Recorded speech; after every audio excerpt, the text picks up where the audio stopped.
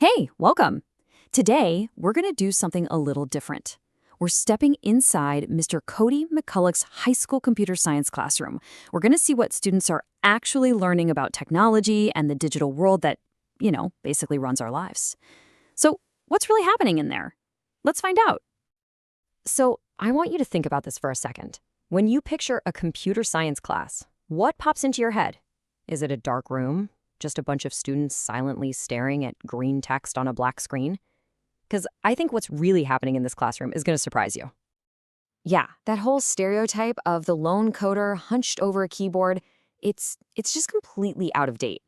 We're about to see that learning the language of computers today is so much more than just memorizing syntax. What Mr. McCullough is really teaching here is a whole new way of thinking.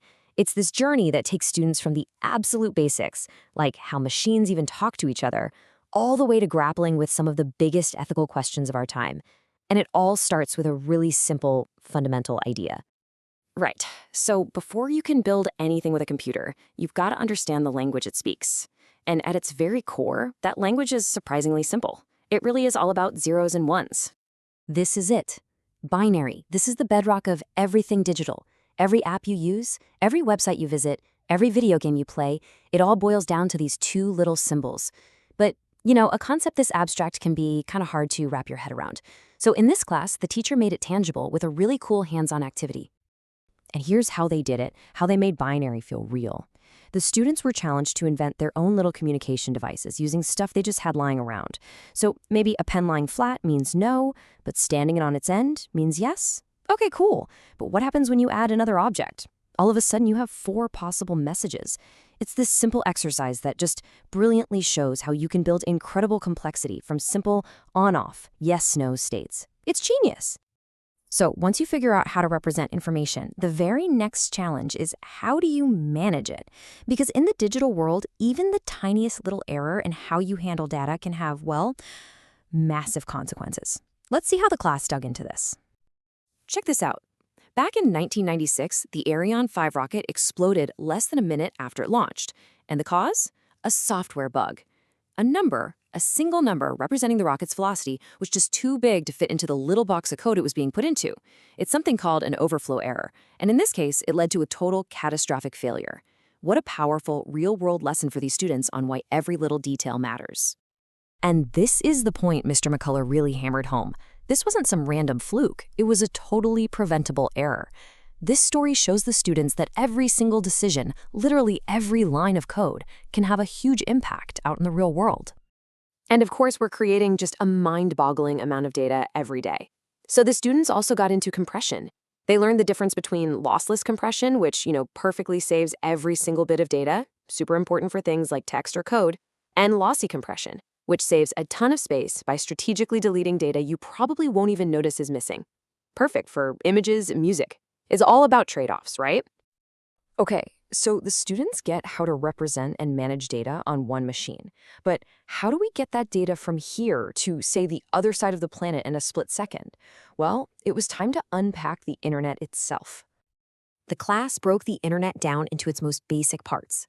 They learned that any data you send, an email, a picture, whatever, it gets chopped up into these tiny little pieces called packets.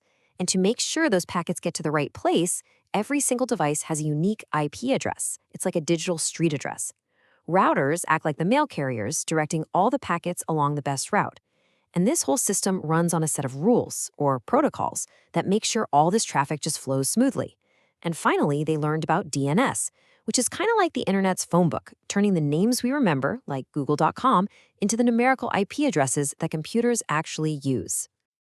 And just to get a sense of the sheer scale of the internet today, the class looked at the switch to the new address system, IPv6. Why the switch? Well, we were literally running out of addresses. The new system provides this many. It's a number that's almost impossible to imagine, built for a future where there are trillions of connected devices. It's just wow. But look, knowing how all this tech works is really only half the story. Mr. McCullough's class goes a huge step further, asking not just how can we do this, but should we? And this is where computer science becomes all about computer ethics. And to tackle these really tough issues, students were given a clear framework. They'd read articles about controversial tech and then mark them up, highlight all the good things, the benefits in green, the potential harms in pink, and the bigger, wider impacts on society in blue. What a great way to structure a really complicated debate. And they jumped right into the deep end.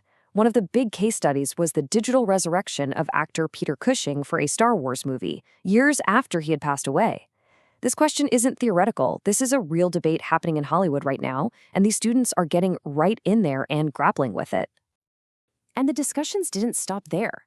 They debated whether you can copyright a dance move from a video game like Fortnite. They waded into the really murky waters of intellectual property and the super personal privacy questions around those consumer DNA testing kits. These aren't just tech problems, they're human problems through and through. So, after this whole journey from binary all the way to ethics, what's the big takeaway? What's at the heart of computer science as it's being taught today? It all comes back to this: creative problem solving. In one activity, students were just brainstorming tech solutions to everyday problems. One group came up with this idea for an outdoor robot, kind of like a Roomba, to clean up pet waste in parks. And their name for it? Furba. I mean, come on. It's fun, it's totally relatable, and it's the perfect example of applying this thinking to a real-world issue. And this really gets to Mr. McCullough's core philosophy. He teaches his students that the best way to learn this stuff is to start with what you already know, your interests, your hobbies, the little problems you see in your own life, and then figure out how technology might be able to make things just a little bit better. So here's the bottom line. This isn't just about job training. It's about developing a whole new kind of literacy for the 21st century. It's a way of looking at the world, of breaking down huge, messy problems into smaller parts, and then building solutions that are creative, logical, and, most importantly, ethical. And that kind of brings us to our final question, which is for you. We've seen how these students are learning to think like innovators. So if you had these tools, this way of thinking, what everyday problem would you want to solve? What would your Furba be? Thanks for hanging out with us.